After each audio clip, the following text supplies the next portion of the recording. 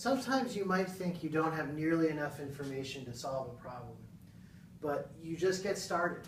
And the nice thing about the process of problem solving we're developing is that the problem will build itself as long as you're organized. So let's look at this question. All we know about Russell Westbrook at first is that apparently he can go up 0.927 meters. So what would that be? That would be his distance.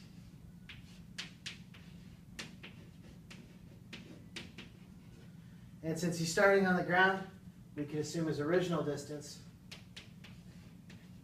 was 0. Do we know anything else about Russ? Well, he plays in Oklahoma City, which is on planet Earth. And that means the acceleration of gravity is 9.8 meters per second squared. And if we call downward negative and upward positive, that's a minus 9.8.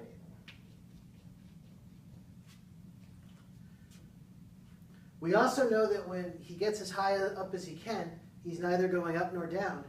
So his velocity at the top is 0. And we also know what we're looking for. Our unknown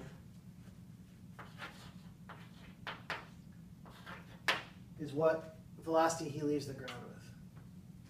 So we have all our same equations that we had in the last problem. And I'm just going to go at it and just look for something I can solve for. Well, basically you hunt for an equation that only has one unknown. So VO has got to be one of our unknowns. So it appears in all 3 equations. But the problem is the other 2 also have time in them. Can't have more than one unknown, so this must be our equation. So when the question comes up, what equation should I use? The answer is really, what do you have? And if you lay your information out organized, you'll be able to figure that out quick. So I'm just going to copy that 3rd equation. Always do this. It really helps to be able to plug the numbers in directly under where they're supposed to go. And also I'll give you a lot of partial credit on tests, and it's a lot easier for me to do that if I know what equation you think you're using. So here we go.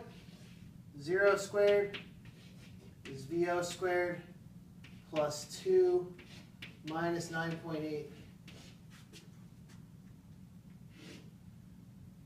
0.927 minus 0. So grab a calculator. 2 times 9.8 times 0.927 is 18.169.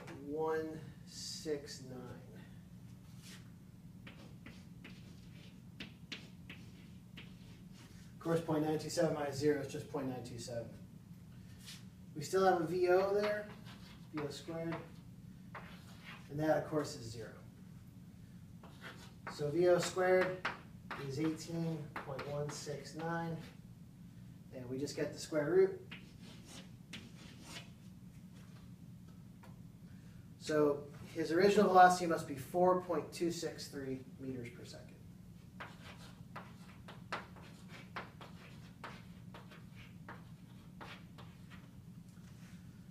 So we solved the problem even though it looked like we only had one number.